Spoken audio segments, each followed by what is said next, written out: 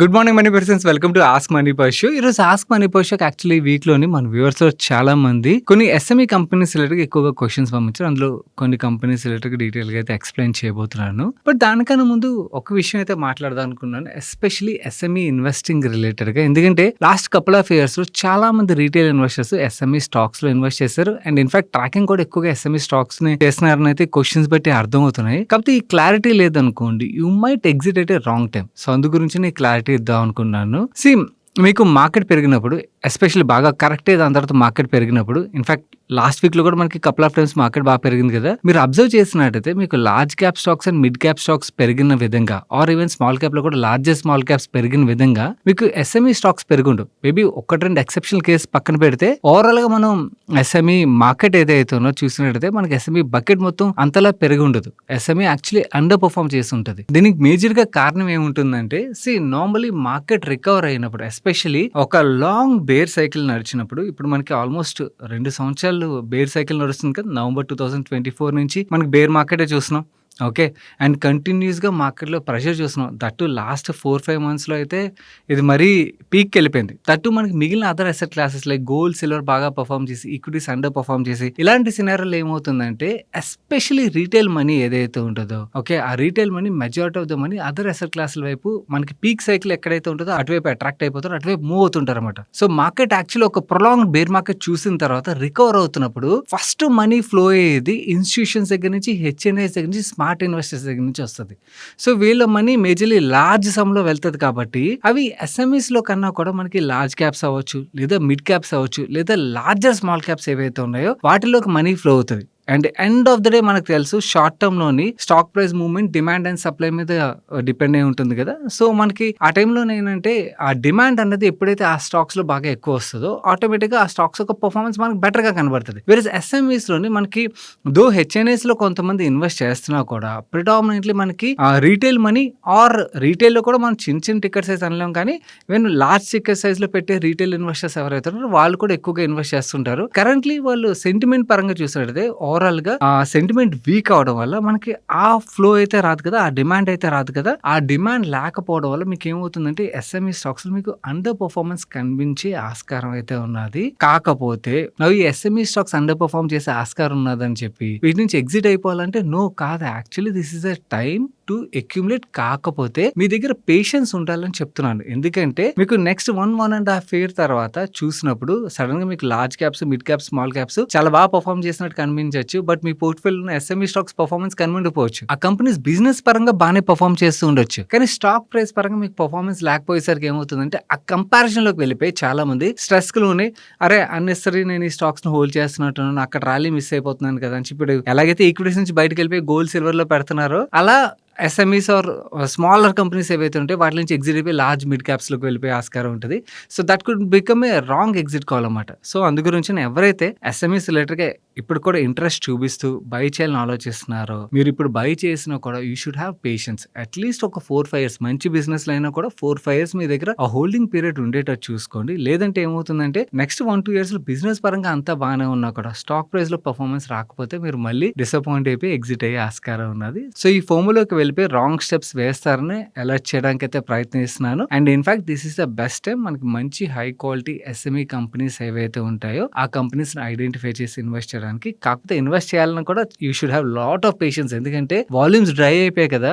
మీరు ఒక్కసారి 5 లక్షలు 10 లక్షలు పెట్టాలనుకోండి, మీకు వాల్యూమ్ దొరకడం కూడా కష్టం అవుతుంది. నెమ్మదిగా ఒక్కొక్క లాట్ చెప్పున పేషెంట్ గా అక్యుములేట్ చేసుకుంటూ వెళ్ళాలి. అండ్ యాక్చువల్లీ ఎస్ఎంఎస్ రిలేటెడ్ మనకు ఉండాల్సిందే అది. అక్యుములేషన్ టైంలో పేషెన్స్ ఉండాలి, హోల్డ్ చేయడానికి పేషెన్స్ ఉండాలి, అండ్ ఎగ్జిట్ టైంలో కూడా పేషెంట్ గా ఒక్కసారి ఎగ్జిట్ అయిపోవడం కాకుండా గ్రాడ్యువల్ ఎగ్జిట్ అవ్వాలన్నమాట. ఆ పేషెన్స్ ఉండాలి. ఈ 3 టిక్ అయినప్పుడే ఎస్ఎంఎస్ లో ఇన్వెస్ట్ చేయడం అనేది రైట్ అవుతుంది. మన నెక్స్ట్ క్వశ్చన్ శ్రవణ్ అడుగుతున్నారు. High say I have invested 10% of my portfolio in MTA Technologies. Now due to heavy run in this stock, it has become 20% of my portfolio. Now my portfolio size is 6 lakhs. I have 3 lakhs in FD. At this moment, shall I invest that FD amount in MTA Technologies or wait for correction? Please inform any recent changes in the stock. Note, in my portfolio, this is the only stock which has generated 70% profit. First of all, congratulations అండి. ఈ bear market లో కూడా మీకు profit చూసిన stocks చాలా limited ఉంటాయి. అందులో MTA Technologies కూడా ఒకటి. అది ఎందుకన్నది మనం మాట్లాడుకుందాం. బై ద వే, మన ఓల్డ్ సబ్స్క్రైబర్స్ కి అయితే ఐడియా ఉంటుంది, న్యూ సబ్స్క్రైబర్స్ కి ఐడియా ఉండకపోవచ్చు. మన ఛానల్లోని ఫస్ట్ మేనేజ్మెంట్ ఇంటర్వ్యూ చేసింది MTA Technologies management Srinivas Reddy గారిని. అండ్ మన channel first know your company series లో ప్లాంట్ విజిట్ చేసింది ఎంటార్ టెక్నాలజీస్ ఒక ప్లాంటే. And by the way before I answer this I have a fair disclosure, నేను పర్సనలీ హోల్డ్ చేస్తున్నాను కూడా.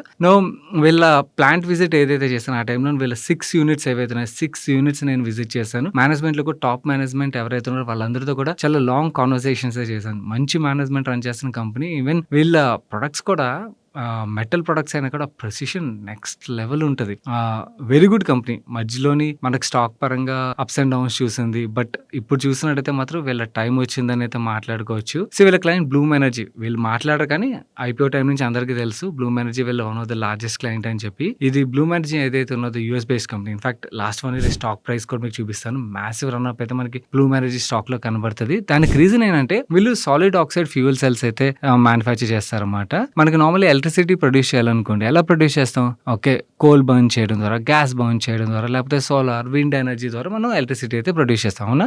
ఈ సాలిడ్ ఆక్సైడ్ ఫ్యూయల్ సెల్స్ ద్వారా కూడా మనం ఎలక్ట్రిసిటీ అయితే ప్రొడ్యూస్ చేయొచ్చు అనమాట. వితౌట్ కంబషన్, అంటే బర్న్ చేయకుండానే ఫ్యూయల్ నుంచి ఎలక్ట్రిసిటీ అయితే ప్రొడ్యూస్ చేయొచ్చు అనమాట. ఇక్కడ fuel is nothing but hydrogen or gases అనమాట.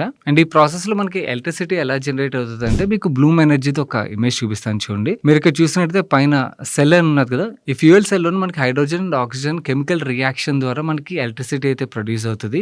ఒక్క సెల్ మనకి లో ఎనర్జీ ప్రొడ్యూస్ చేస్తుంది కదా. సో ఇలాంటి సెల్స్ ఏవైతున్నాయి ఇవన్నిటిని కలిపి స్టాక్ చేస్తారన్నమాట. ఆ స్టాక్ చేయడం ద్వారా మనకి హైయర్ ఎనర్జీని అయితే ప్రొడ్యూస్ చేయగలుగుతారు. ఈ ఫ్యూయల్ సెల్స్ ద్వారా ఎలక్ట్రిసిటీ ప్రొడ్యూస్ చేయాలంటే అది 800 డిగ్రీ సెల్సియస్ లో ప్రొడ్యూస్ అవుతుంది అన్నమాట. అంటే టెంపరేచర్ చాలా హై టెంపరేచర్ కదా.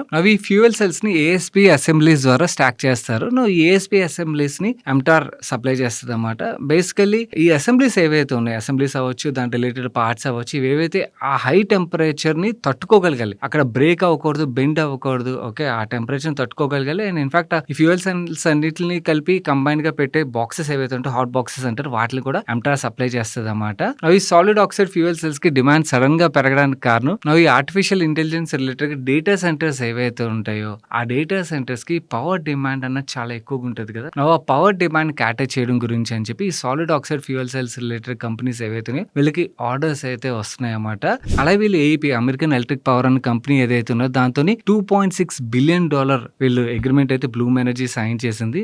బ్లూమ్ ఎనర్జీకి ఈ హాట్ బాక్సెస్ ఇవన్నిటిని సప్లై చేసేది ఎంటార్ కదా. సో ఎంటార్ కి ఆర్డర్స్ వస్తాయి కాబట్టి మనకి స్టాక్ పరంగా ఒక్కసారి రన్ అప్ అయితే కనబడుతుంది. ఇది ఒకటే కాదు, మీరు Feb 1 మన బడ్జెట్ డే అప్పుడు కూడా చూసినట్లయితే ఎంటార్ స్టాక్ లో మనకి చాలా మంచి ర్యాలీ వచ్చింది. దానికి రీజన్ ఏంటంటే న్యూక్లియర్ పవర్ రిలేటెడ్ గా గవర్నమెంట్ ఆఫ్ ఇండియా ఏవైతే యాక్షన్స్ తీసుకుంటుందో దాని వల్ల కూడా బెనిఫిట్ అయ్యే కంపెనీ. ఎందుకంటే న్యూక్లియర్ పవర్ రిలేటెడ్ కూడా వీళ్ళు చాలా సంవత్సరం నుంచి ప్రొడక్ట్స్ అయితే సప్లై చేస్తున్నారు. ఆల్రెడీ కర్ణాటక బేస్డ్ కైగా న్యూక్లియర్ ప్లాంట్ ఏదైతే ఉన్నదో అక్కడ నుంచి వీళ్ళకి 500 కోట్ల ఆర్డర్ అయితే వచ్చింది. అండ్ పిఎల్ఏ స్కీమ్ ఏదైతే బడ్జెట్ లో అనౌన్స్ చేశారు దాంతోనే మనకి న్యూక్లియర్ పవర్ రిలేటెడ్ గా కెపాసిటీస్ అయితే పెరగనున్నాయి. దాని వల్ల ఆ సెగ్మెంట్ లో కూడా వీళ్ళకి చాలా మంచి ఆర్డర్స్ అయితే కమింగ్ ఇయర్స్ లో ఎక్స్పెక్ట్ చేయొచ్చు. అండ్ ఈ ఆర్డర్ కూడా నెక్స్ట్ 2 to 3 ఇయర్స్ లో అయితే వీళ్ళు ఎగ్జిక్యూట్ చేయబోతున్నట్టుగా చెప్తున్నారు.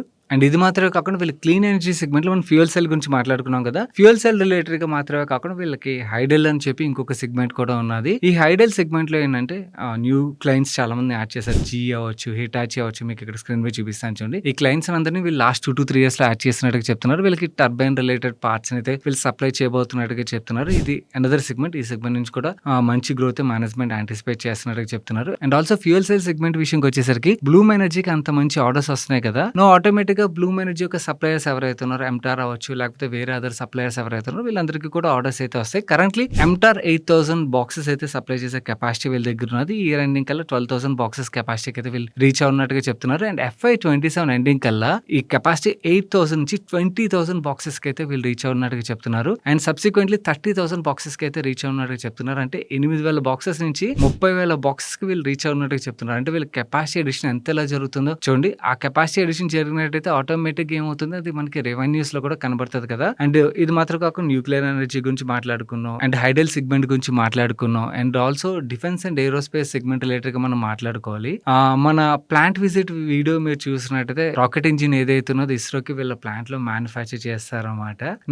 అది స్పేస్ సెగ్మెంట్ ఒకటి. స్పేస్ సెగ్మెంట్ లో ఏదైతే గ్రోత్ ఉన్నదో దాని యొక్క గ్రోత్ కూడా వీళ్ళకి వస్తుంది. అండ్ ఆల్సో ఏరోస్పేస్ సెగ్మెంట్ లో main landing test structure assembly ఏదైతే దాని రిలేటెడ్ గా వీళ్ళు ప్రోగ్రామ్ లో పార్టిసిపేట్ చేసినట్టుగా L1 బిడ్డర్‌గా సెలెక్ట్ అయినట్టుగా చెప్తున్నారు. ఇక్కడి నుంచి కూడా వీళ్ళు 150 క్రోర్స్ వరకు రెవెన్యూ అయితే కమింగ్ ఇయర్స్‌లో యాంటిసిపేట్ చేస్తున్నట్టుగా మేనేజ్మెంట్ చెప్తున్నారు. ఇన్‌ఫాక్ట్ ఏరోస్పేస్ సెగ్మెంట్‌లో కూడా మంచి గ్రోత్‌ని వీళ్ళు యాంటిసిపేట్ చేస్తున్నారన్నమాట. ఓవరాల్‌గా మనం ఎంటార్ రిలేటెడ్‌గా మాట్లాడుకోవాలంటే ఎవ్రీ సెగ్మెంట్ ఏదైతే ఉన్నదో ఎస్పెషల్లీ మేజర్‌గా వీళ్ళ క్లీన్ ఎనర్జీ సెగ్మెంట్ ఏదైతే ఉన్నదో ఇక్కడ మాసివ్ గ్రోత్ అయితే చూడన్నారు. And also nuclear energy segment ఏదైతే ఉన్నదో ఇక్కడ కూడా గవర్నమెంట్ ఆఫ్ ఇండియా డొమెస్టిక్ మార్కెట్‌లో మాట్లాడుకోవాలంటే క్లీన్ ఎనర్జీ సెగ్మెంట్‌లో మనకి ఇంటర్నేషనల్ మార్కెట్ నుంచి వీళ్ళకి మంచి గ్రోత్ రానున్నది. న్యూక్లియర్ సెగ్మెంట్‌లో మనకి డొమెస్టిక్ మార్కెట్ నుంచి వీళ్ళకి మంచి గ్రోత్ రానున్నది. అండ్ కరెంట్లీ వీళ్ళ ఆర్డర్ బుక్ చూసినట్టయితే 2390 క్రోర్స్ ఆర్డర్ బుక్ అయితే ఉన్నది లాస్ట్ క్వార్టర్ ఎండింగ్ నాటికి. ఇందులో 49% ఆర్డర్ బుక్ వీళ్ళ క్లీన్ ఎనర్జీ సెగ్మెంట్ ఏదైతే ఉన్నదో ఇక్కడ నుంచి వచ్చింది. అండ్ సివిల్ న్యూక్లియర్ సెగ్మెంట్ నుంచి వీళ్ళకి 27% ఆర్డర్ బుక్ వచ్చింది. And aerospace and defence segment నుంచి 13% ఆర్డర్ బుక్ అయితే వచ్చింది. ఇది ఆర్డర్ బుక్ పరంగా. రెవెన్యూస్ పరంగా మాట్లాడుకోవాలంటే ఈ ఫైనాన్షియల్ ఎండింగ్ నాటికి వీళ్ళు 900 క్రోర్స్ టాప్ లైన్ అయితే జనరేట్ చేస్తా ఉన్నారు. అండ్ మేనేజ్మెంట్ కాన్ఫరెన్స్ కాల్ ఇస్తున్న గైడెన్స్ ఎంతో తెలుసా? రెవెన్యూ గ్రోత్ పరంగా 50% గ్రోత్ FY27లోని వీళ్ళు గ్రోత్ చూస్తామని చెప్తున్నారు. సో ఆబ్వియస్లీ ఆ గ్రోత్ రేట్ మేనేజ్మెంట్ మాట్లాడితేనే మనకి స్టాక్లో ఆ రన్అప్ అయితే కనపడుతుంది కదా, అదే మనకి మేజర్ రన్అప్ అన్నమాట. బేసికలీ బ్లూమ్ ఎనర్జీ ఎప్పుడైతే మేజర్ కాంట్రాక్ట్ సైన్ చేయడం స్టార్ట్ చేసిందో ఆటోమేటిక్గా మార్కెట్ రీచ్ చేయడం స్టార్ట్ చేసింది. ఎందుకంటే అవి ఎంటార్కి అయితే వస్తాయని. ఎందుకంటే బ్లూమ్ ఎనర్జీకి హాట్ బాక్సెస్ సప్లై చేసే 2 కంపెనీస్ ఉన్నాయి గ్లోబల్లీ. అందులో ఎంటార్ కూడా ఒకటి. And MTAR in fact major supplier కాబట్టి MTAR majority of the share వస్తుందని అయితే మార్కెట్ యాంటిసిపేట్ చేసింది. దాంతో మనకి స్టాక్లో ఆ రన్అప్ అయితే కనిపించింది. అండ్ ఓవరాల్గా ఈ కంపెనీ ఇన్ని సంవత్సరాలు పెట్టిన ఎఫర్ట్స్ ఏవైతే ఉన్నాయో మీరు యాక్చువల్లీ మేనేజ్మెంట్ ఇంటర్వ్యూ చేస్తే మీకు అర్థమవుతుంది. అబ్దుల్ కలాం గారు టైం నుంచి వీళ్ళు ఫేమస్ అన్నమాట. అంటే ఏదైనా సొల్యూషన్ దొరకకపోతే రెడ్డీస్ కంపెనీకి వెళ్ళండి, అక్కడ మీకు సొల్యూషన్ దొరుకుతుందని అబ్దుల్ కలాం గారు అనేవారంట. ఇది మేనేజ్మెంట్ ఇంటర్వ్యూ శ్రీనివాస్ రెడ్డి గారు కూడా చెప్పారు అనమాట. సో అన్ని సంవత్సరాల నుంచి ఉన్నది అంత, అంటే మనకి డిఫెన్స్ ఏరోస్పేస్ సెగ్మెంట్లోనే అంత పాపులర్ కంపెనీ ఇది. అండ్ ప్రొడక్ట్స్ కూడా నెక్స్ట్ లెవెల్ ఉంటాయి అన్నమాట. కాకపోతే మధ్యలో వాలటాలిటీ, బ్లూమ్ ఎనర్జీ రిలేటెడ్ వాళ్ళ నెంబర్స్లో వాలటాలిటీ ఏదైతే ఉందో ఆబ్వియస్లీ వాళ్ళ లార్జెస్ట్ క్లయింట్ కాబట్టి ఆటోమేటిక్ వీళ్ళ నెంబర్స్లో వాలటాలిటీ ఉంటుందో మనకి స్టాక్లో కూడా వాలటాలిటీ అయితే కనబడింది. బ్లూమ్ ఎనర్జీకి చాలా మంచి ఆర్డర్స్ వస్తున్నాయి కాబట్టి ఆబ్వియస్లీ వీళ్ళ నెంబర్స్లో కూడా మంచి గ్రోత్ అయితే మార్కెట్ అయితే యాంటిసిపేట్ చేస్తున్నది. అండ్ ఇది మాత్రం కాకుండా న్యూక్లియర్ సెగ్మెంట్ ఏదైతే ఉందో అక్కడ నుంచి కూడా మంచి గ్రోత్ అయితే యాంటిసిపేట్ చేయొచ్చు అన్నమాట. ఇది ఓవరాల్గా ఎంటార్ రిలేటెడ్గా నాకు కనబడుతున్న రీసెంట్ డెవలప్మెంట్స్ అయితే. మీరు అడిషనల్ మనీ ఇన్వెస్ట్ చేయాలో వద్దు అన్నది it's up to you take your own decision. నాకైతే ఓవరాల్గా అన్ని పాజిటివ్గా అయితే కనపడుతుంది. బట్ కాకపోతే స్టాక్ రీసెంట్ టైంలో బాగా రన్ అప్ అయింది, అది గుర్తుంచుకోండి డెసిషన్ తీసుకున్నాము. మీరు పంపించిన నెక్స్ట్ క్వశ్చన్కి ఆన్సర్ చేసే ముందు స్మాల్ రిమైండర్ గైస్, వీడియోలో షేర్ చేసిన ఇన్ఫర్మేషన్ మీకు హెల్ప్ఫుల్ అవుతుంది అనిపించినట్టయితే వీడియోని తప్పకుండా లైక్ చేయడం మర్చిపోకండి. అండ్ ఆల్సో మీకు ఏదైనా క్వశ్చన్ మమ్మల్ని అడగాలనిపించినట్టయితే కింద కామెంట్ సెక్షన్లో #AskMoneyPerson రాసి కంటిన్యూస్గా మీకు క్వశ్చన్ రాసినట్టయితే మీ క్వశ్చన్స్ అయితే మాకు రీచ్ అవుతాయి. అండ్ ఆల్సో ఇదే ఫస్ట్ టైం మీరు మన మనీ పర్స్ ఛానల్కి వచ్చినట్టయితే ఇలాంటి వీడియోస్ చూసి మీ ఫైనాన్షియల్ నాలెడ్జ్ని ఇంప్రూవ్ చేసుకోవడానికి ఛానల్ సబ్స్క్రైబ్ చేసి పక్కన బెల్ ఐకాన్లో ఆల్ నోటిఫికేషన్స్ యాక్టివేట్ చేసుకోవడం మర్చిపోకండి. మన నెక్స్ట్ క్వశ్చన్ మనోహర్ గారు అడుగుతున్నారు. హాయ్ సార్, ఈ మధ్య SBI 3000 ఇన్సూరెన్స్ గురించి చాలా వింటున్నాను, దీని గురించి డీటెయిల్స్ షేర్ చేయగలరు? మనోహర్ గారు ఆల్రెడీ దీని రిలేటెడ్గా చందు థర్స్డే రోజు వీడియో అయితే రిలీజ్ చేశారు, ఒకసారి చూడడానికి ప్రయత్నించండి. ఓకే, SBIకి మనకి ఎటువంటి సంబంధం లేదు, మిగిలిన వాళ్ళు ఎవరైనా అనుకున్నట్టయితే. నేను సెకండ్ డే మాట్లాడుతుంది దీని రిలేటెడ్ గా. బాగుంది ప్రొడక్ట్, సో బాగుంది కాబట్టి అందరికి తెలియాలి కాబట్టి మన వాళ్ళకి సో దీని రిలేటెడ్ గా వీడియో అయితే షేర్ చేసాం. అండ్ ఇంకోటి యాక్చువల్లీ వీడియో రిలీజ్ చేసాక కొన్ని ఇంట్రెస్టింగ్ క్వశ్చన్స్ అయితే వచ్చాయి, వాటి గురించి మాట్లాడదాం అనుకున్నాను. రెడ్డి CA గారు అడుగుతున్న డ్రింకర్స్ కూడా ఇది వస్తుందా? డ్రింకర్స్ కూడా వస్తుంది, కాకపోతే డ్రింక్ చేసి మీరు డ్రైవ్ చేసినప్పుడు ఇది యాక్సిడెంటల్ పాలసీ కదా, అలా యాక్సిడెంట్ అయినట్టయితే ఈ ఇన్సూరెన్సే కాదు ఏ ఇన్సూరెన్స్ రాదు. ఓకే, గుర్తుంచుకోండి. అందుకనే డ్రింక్ అండ్ డ్రైవ్ కరెక్ట్ కాదు. నెక్స్ట్ సందీప్ గారు అడిగారు NRS ఎలిజిబుల్ అంటే నో అండి, NRS not eligible. Next Ram గారు అడుగుతున్నారు ఎగ్జిట్ ఏజ్ ఎంత అని చెప్పి. ఇది యాక్సిడెంటల్ పాలసీ కదండి, సో దీనికి ఎగ్జిట్ ఏజ్ అంటూ ఏం లేదు, కంటిన్యూ చేయొచ్చు. కాకపోతే పాలసీ అయితే మీరు యాక్టివ్ గా ఉంచాలి, ఇది గుర్తుంచుకోండి. నెక్స్ట్ నరసింహమూర్తి గారు అడుగుతున్నారు what about terror attacks? Terror attacks అయితే కవర్ అవ్వండి, ఇది డిస్క్లోజర్స్ లో వాళ్ళు క్లియర్ గా మెన్షన్ చేశారు. అండ్ వినోద్ గారు అడుగుతున్నారు హార్ట్ స్ట్రోక్ వచ్చినా కవర్ అవుతుందా అని. నో, ఇది యాక్సిడెంటల్ పాలసీ అండి, హార్ట్ స్ట్రోక్ వచ్చిన వాళ్ళకి కవర్ అయితే అవ్వదు. అండ్ ఈ పాలసీ అంటే ఆ ప్రైస్ లో బాగా దొరుకుతుంది కాబట్టి దీని రిలేటెడ్ గా మాట్లాడుతున్నాం. మిగిలిన వ్యూవర్స్ కూడా ఎవరైనా వీడియో చూడనట్టయితే ఒకసారి చూడడానికి ప్రయత్నించండి. ఇక్కడ ఐ బటన్ లో ఎండ్ కార్డ్ లో ఉంచుతాను. Worth considering policy. మన నెక్స్ట్ క్వశ్చన్ యాత్విక్ అడుగుతున్నారు. హై సానా, నమస్తే. I live in Qatar. నేను ఒకటి నోటీస్ చేశాను, ఇండియాలో LPG షార్టేజ్ వల్ల చాలా మంది electric cookers or other electric cooking equipments అయితే బై చేస్తున్నారు. Can you explain which companies will benefit more? Yatvik ఇక్కడ 2 థింగ్స్ మాట్లాడుకోవాలి. సెకండ్ థింగ్ ఏంటంటే మనకి యాక్చువల్లీ షార్టేజ్ వల్ల ఆపర్చునిటీ ఎక్కడ ఉన్నదని నేను మాట్లాడతాను. ఫస్ట్ మీరు అడిగిన క్వశ్చన్ రిలేటెడ్ గా మాట్లాడతాను. ఫస్ట్ మీరు ఇప్పుడు ఏదైతే నోటీస్ చేశారో మీరు నోటీస్ చేసింది కరెక్టే. ఏంటంటే గ్యాస్ షార్టేజ్ అన్న ఫియర్ తోని అందరూ వెళ్ళి ఎలక్ట్రిక్ స్టవ్స్, ఈ కుక్కర్స్ ఇవన్నీ కొనేస్తున్నారు. కానీ నా పర్సనల్ బిలీఫ్ ఏంటంటే this is very short cycle. ఎందుకు షార్ట్ సైకిల్ అని బిలీవ్ చేస్తానంటే గ్యాస్ షార్టేజ్ ఏదైతే ఉన్నదో ఇది షార్ట్ టర్మ్ థింగ్ కాదు. ఇది కొన్నాళ్ళు ఉంటది ఫర్ షూర్. ఎందుకంటే ఆ గ్యాస్ రిలేటెడ్ ఫెసిలిటీస్ ఏవైతే బ్లాస్ట్ చేస్తారో వాటిని రీబిల్డ్ చేయడానికి టైం పడుతుంది. కాకపోతే ఇక్కడ మనకి గవర్నమెంట్స్ తీసుకునే యాక్షన్స్ మనం కొంచెం డీప్గా అర్థం చేసుకోవాలి.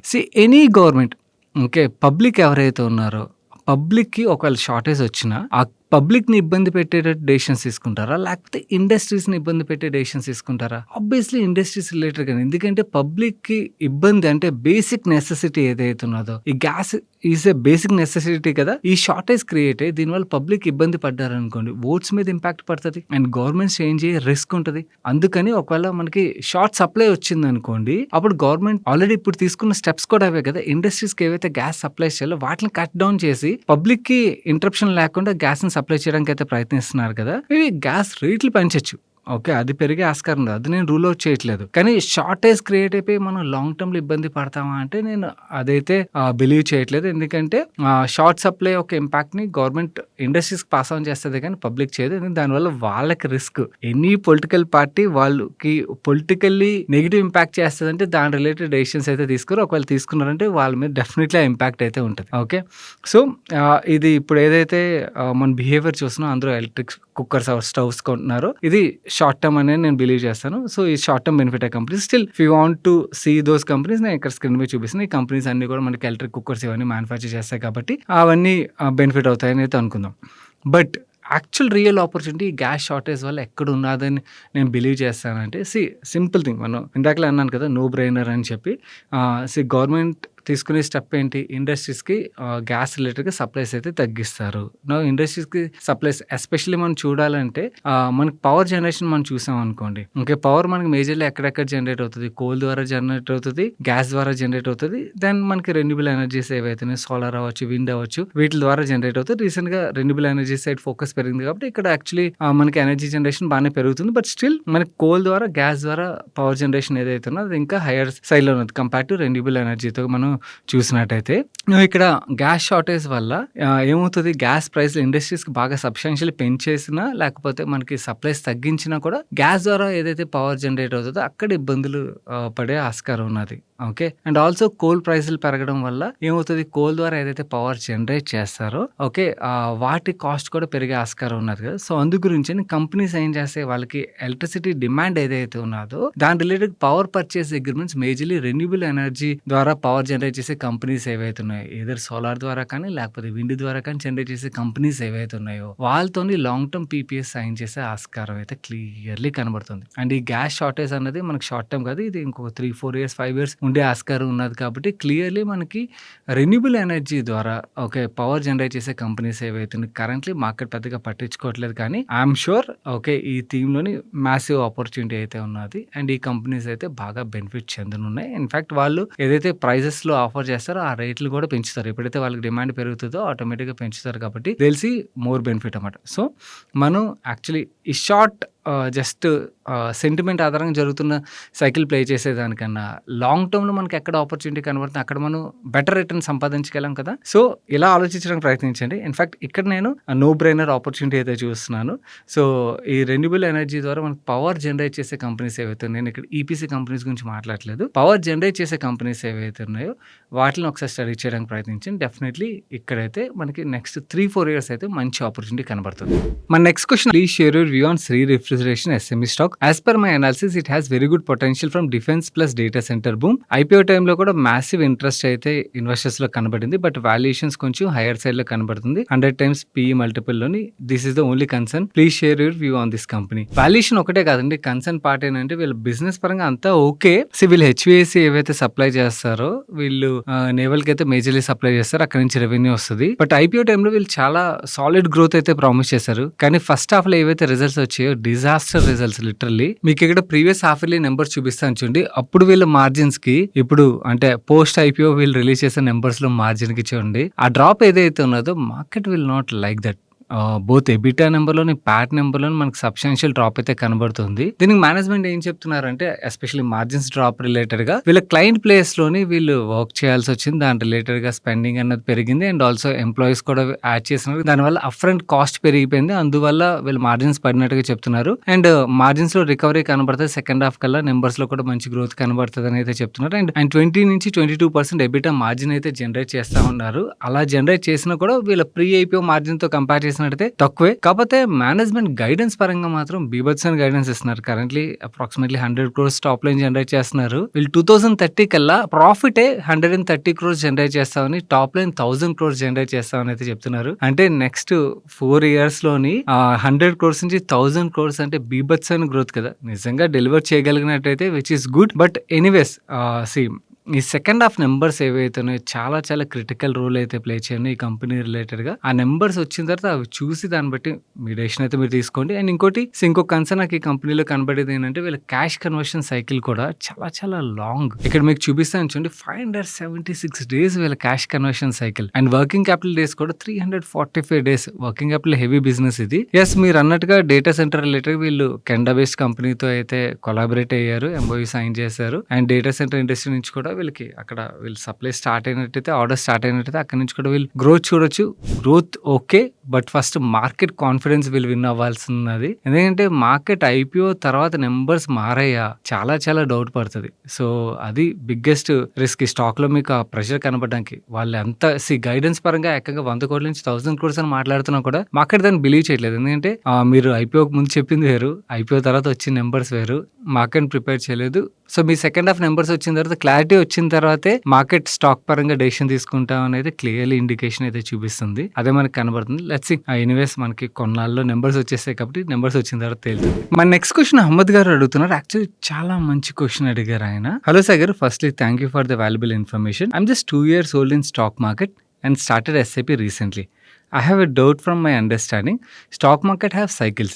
Sometimes small caps perform better for few years and sometimes mid caps perform better and ఈ cycle అయితే రిపీట్ అవుతుంది. So what if I want to invest 20,000 rupees SIP every month and I had selected a best funds from small cap, mid cap and large cap. Considering current market condition లోని small caps dip లో ఉన్నాయి కాబట్టి I'll start allocating 10,000 rupees in small caps, 5,000 rupees in mid caps and 5,000 rupees in large cap fund. Eventually small caps attractiveness will diminish and they'll become overvalued. Let's say it may happen in 2030. And then if I increase my allocation in large cap and large caps ఆ టైంలో అట్రాక్టివ్గా ఉన్నట్టయితే large cap allocation 10,000 increase చేసి mid and small cap allocation తగ్గించి 5,000కి అయితే reduce చేస్తాను.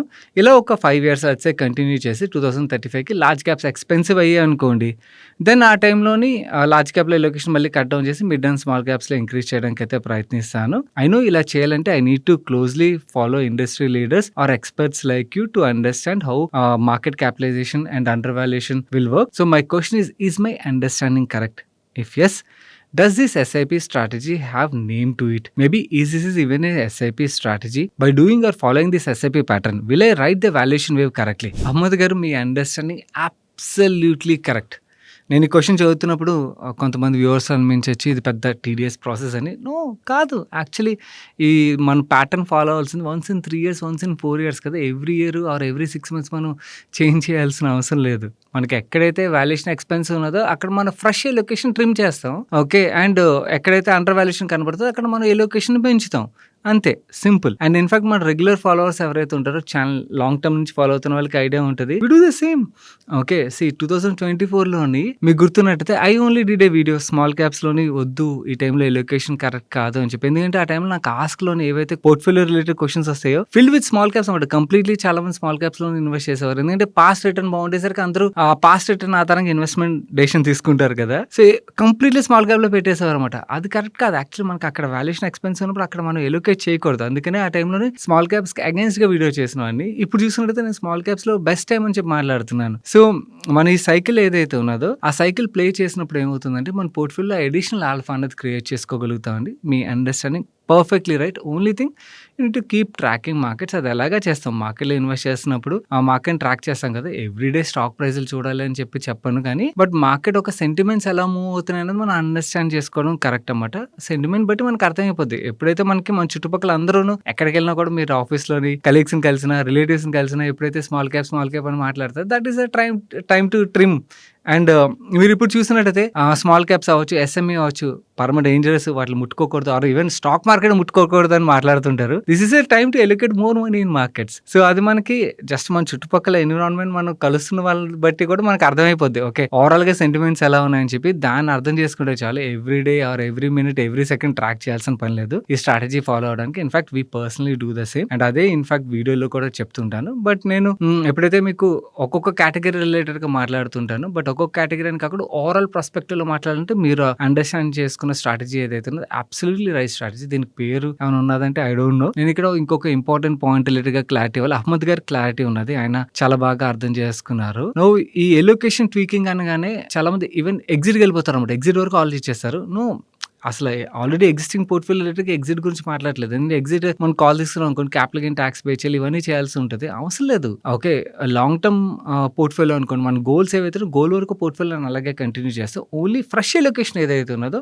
Expensive ఉన్న చోట ఎలొకేషన్ తగ్గించడం, అండ్ అండర్ వాల్యుయేషన్ ఉన్న చోట ఎలొకేషన్ పెంచడం, అంతే. చాలా సింపుల్ స్ట్రాటజీ. అండ్ ఇన్ఫాక్ట్ మీరు ఛానల్ రెగ్యులర్ గా ఫాలో అవుతున్నారు అనుకోండి, ఇక్కడ నుంచి కూడా మీకు అర్థమైపోద్ది. నేను చెప్తుంటాను, అది మాట్లాడుతుంటాను, ఆస్క్ లో అవ్వచ్చు లేదా స్పెషల్ వీడియోస్ లో అవ్వచ్చు. నాకు ఎక్కడైతే యూఫోరియా కనబడుతుందో, ఎక్కడైతే బాగా మ్యాడ్నెస్ కనబడుతుందో, నేను ఓపెన్ గా మాట్లాడతాను. ఐ డోంట్ నో మిగిలిన వాళ్ళు మాట్లాడతారు లేదు తెలియదు, కానీ నేనైతే ఛానల్లో ఓపెన్ గా మాట్లాడతాను. గోల్డ్ రిలేటెడ్ గా కూడా ఓకే, ఎప్పుడైతే గోల్డ్ అసలు ఎప్పుడు పట్టించుకునేవారు కాదు, అసలు కంప్లీట్లీ గోల్డ్ ఇన్వెస్ట్మెంట్ కింద చూసే టైం కాదు అది. ఆ టైంలో gold related we kept on speaking, gold కి బెస్ట్ టైం అని చెప్పి. వేరే లాస్ట్ 3-4 మంత్స్గా మీరు చూస్తున్నట్టయితే ఆస్క్లో ఎప్పుడు వచ్చిన క్వశ్చన్ నేను గోల్డ్ రిలేటెడ్గా చెప్తున్నాను, this is not the time to invest money అని చెప్పి. ఎందుకంటే మేబీ గోల్డ్ పెరగదని కాదు, ఇక్కడ నుంచి పెరగచ్చు. ఓకే, కాకపోతే మన గోల్డ్ ఏదైతే అబ్సల్యూట్ బీభత్సమైన ర్యాలీ చూసామో, అలాంటి ర్యాలీకి మళ్ళీ టైం పడతాయి అన్నమాట. ఇప్పుడు gold might play in between ఒక ప్రైస్ రేంజ్ లో ప్లే అవ్వచ్చు కొన్నాళ్ళ పాటు. ప్లే అయిన తర్వాత మళ్ళీ అగైన్ ఎప్పుడైతే సెంటిమెంట్స్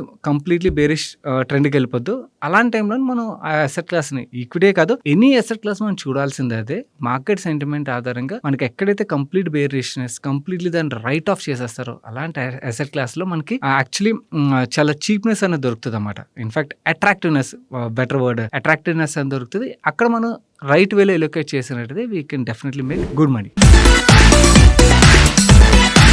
ఈరోజు సండే ఫండే సజెషన్ విషయంకి వచ్చేసరికి లాస్ట్ 1 వీక్లోనే అసలు చూడడానికి టైం దొరకలేదు.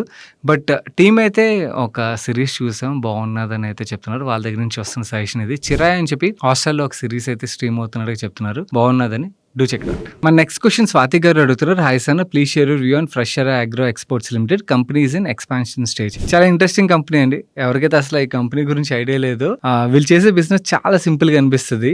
మనకి గర్కిన్స్ అని చెప్పి కుకుంబరే, కాకపోతే ఇది ఒక వెరైటీ ఆఫ్ కుకుంబర్ అన్నమాట.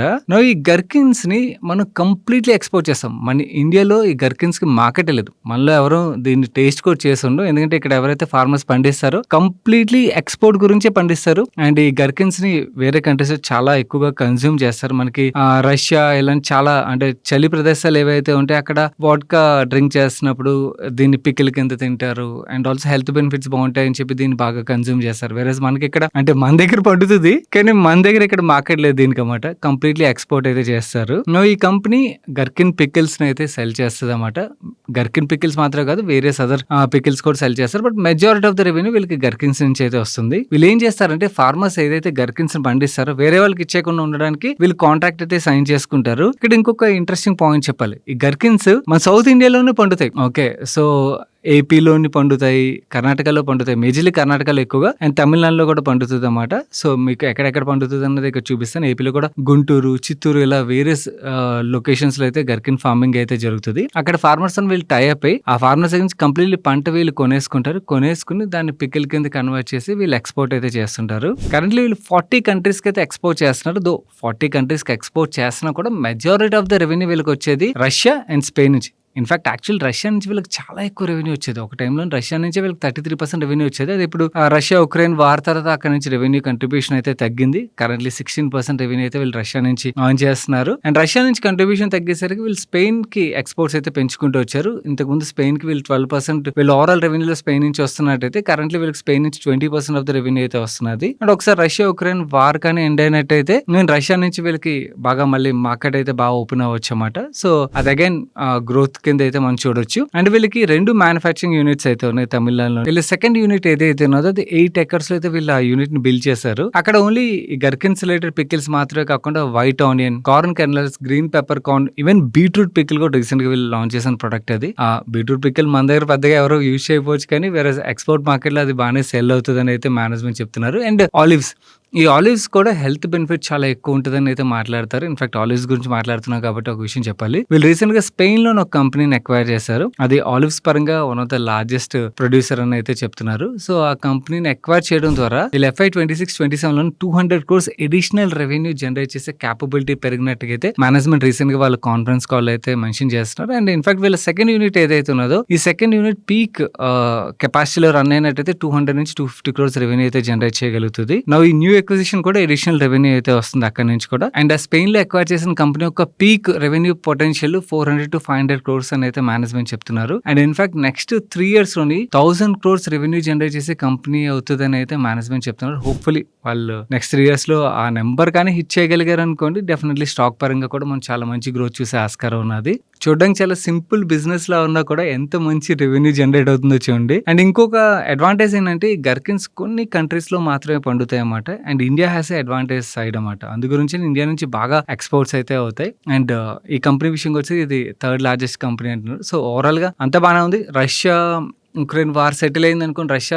రెవెన్యూ స్టార్ట్ అయ్యి అనుకోండి, అక్కడి నుంచి కూడా మంచి గ్రోత్ వచ్చే ఆస్కారం అయితే ఉన్నది. ఓన్లీ థింగ్ వీళ్ళ క్యాష్ కన్వర్షన్ సైకిల్ ఏదైతే ఉన్నదో అది చాలా చాలా లాంగ్. అదొకటి నాకు కన్సర్న్ ఏరియా కింద అయితే కనపడుతుంది. ఓవరాల్ గా ఇట్స్ గుడ్ కంపెనీ లాగా అయితే అనిపిస్తుంది. మన నెక్స్ట్ క్వశ్చన్ సందీప్ గారు అడుగుతున్నారు. Hi Sagar, can you please review my mutual fund portfolio health? I started my SIP 4 months ago and I'm planning to step up 5 to 10% every year until the SIP amount reaches 45,000. My goal is for children higher education, marriage purpose, investment time horizon 10 years plus, risk appetite aggressive. Portfolio విషయంకి వచ్చేసరికి UTI Nifty 50లో 5,000, JM flexi cap లో 5,000, కాన్ flexi cap లో 5,000, Motilal Oswal mid cap లో 5,000, Bandhan small cap లో 5,000, ICICI Prudential equity and debt fund లో 5,000 invest చేశాను. Please let me know if there is any changes required. Sandeep గారు, ఫస్ట్ థింగ్ ఓకే, ఎప్పుడైనా ఇన్వెస్ట్మెంట్ చేయకముందు మనం కరెక్ట్గా ఇన్వెస్ట్ చేస్తున్నాం లేదో చెక్ చేసుకోవాలి. మీరు ఇన్వెస్ట్ చేయడం స్టార్ట్ చేసింది జస్ట్ 4 months బ్యాక్. 4 నెలలకి పోర్ట్ఫోలియో రివ్యూ చేస్తే ఎలా అండి? ఓకే, 4 నెలలు మీరు పోర్ట్ఫోలియో రివ్యూ చేస్తూ వెళ్ళారనుకోండి, ఎక్కడ కాన్స్టెంట్గా ఉండలేరు. ఓకే, అదైతే క్లియర్గా చెప్పగలను. ఒకసారి పోర్ట్ఫోలియో క్రియేట్ చేసిన తర్వాత పోర్ట్ఫోలియో క్రియేట్ చేయకముందు ఎఫర్ట్ పెట్టండి, దానికి టైం తీసుకొని పర్లేదు. ఓకే, ఒకసారి పోర్ట్ఫోలియో క్రియేట్ చేసిన తర్వాత అట్లీస్ట్ 3 to 4 years హోల్డ్ చేయడానికి ప్రయత్నించండి. ఎందుకంటే కొన్నిసార్లు కొన్ని ఫండ్స్ కొన్ని సైకిల్స్లోని అండర్ పర్ఫామ్ చేస్తాయి. ఒక 1.5 year అండర్ పర్ఫామ్ చేస్తే fund manager strategy under perform చేయొచ్చు, బట్ రికవర్ అయినప్పుడు అలాగే రికవర్ అవుతుంది. సో అట్లీస్ట్ 3-4 years మనం ఏదైనా ఫండ్కి టైం ఇవ్వాలండి. 4 monthsకి పోర్ట్ఫోలియో రివ్యూ అంటే కరెక్ట్ కాదు. మిగిలిన వ్యూవర్స్లో కూడా ఎవరైనా ఈ మిస్టేక్ చేస్తున్నట్టయితే డోంట్ డూ దిస్. అండ్ ఇంకొకటి, మీ పోర్ట్ఫోలియో రిలేటెడ్ ఓన్లీ థింగ్ నాకు కనబడుతున్న కన్సర్న్ ఏంటంటే, మీరు అగ్రెసివ్ పోర్ట్ఫోలియో అంటున్నారు, 10 years plus ఆరిజిన్ అంటున్నారు. అలాంటి కేసులో మనకి ఈక్విటీ అండ్ డెట్ ఫండ్ ఎందుకండి? అది అగ్రెసివ్ హైబ్రిడ్ కేటగిరీలోకి వస్తుంది కదా. దాని బదులు ఇంకొక స్మాల్ క్యాప్ యాడ్ చేయడం వుడ్ బి బెటర్ ఐడియా అవుతుంది అన్నది నా వ్యూ. అండ్ కాన్ ఫ్లెక్సీ క్యాప్ కూడా ఒకసారి చూసుకోండి, ఎందుకంటే ఫండ్ అయితే సిగ్నిఫికెంట్లీ కన్సిస్టెంట్గా అండర్ పర్ఫామ్ చేస్తూ వస్తున్నది. But rest of the portfolio fine. And strong suggestion ఏంటంటే 4 monthsకి 6 monthsకి ఆర్ 1 yearకి పోర్ట్ఫోలియోస్ రివ్యూ చేయొద్దు. ఓకే, పోర్ట్ఫోలియోని చెక్ చేయండి, బట్ మీరు పోర్ట్ఫోలియో రిలేటెడ్ చేంజెస్ చేయాలంటే అట్లీస్ట్ 3 to 4 years హోల్డ్ చేసిన తర్వాత డెసిషన్ తీసుకోండి. So that's it for today's ask money pi show guys. నేను వీడియో ఎవరైనా మిస్ అయినట్టయితే తప్పకుండా చూడాల్సిన వీడియో ఇది ఇక్కడ ఎండ్ కార్డ్లో ఉంచుతాను, మిస్ అవ్వకుండా చూడడానికి అయితే ప్రయత్నించండి. అండ్ ఈరోజు వీడియో నచ్చి ఇప్పటివరకు లైక్ చేయనట్టయితే వీడియోని లైక్ చేసి మీ ఫ్రెండ్స్ అండ్ ఫ్యామిలీకి వీడియో హెల్ప్ఫుల్ అవుతుందంటే వాళ్ళకి షేర్ చేయడం మర్చిపోకండి. అండ్ ఛానల్కి అయితే ఫస్ట్ టైం వచ్చేటైతే మన మనీ పర్స్ ఛానల్ సబ్స్క్రైబ్ చేసి పక్కన బెల్ ఐకాన్లో ఆల్ నోటిఫికేషన్స్ యాక్టివేట్ చేసుకోండి. నేను సాయి కృష్ణ పత్రి మరొక మంచి వీడియోతో మీ ముందుకు వస్తాను. Till then bye, take care.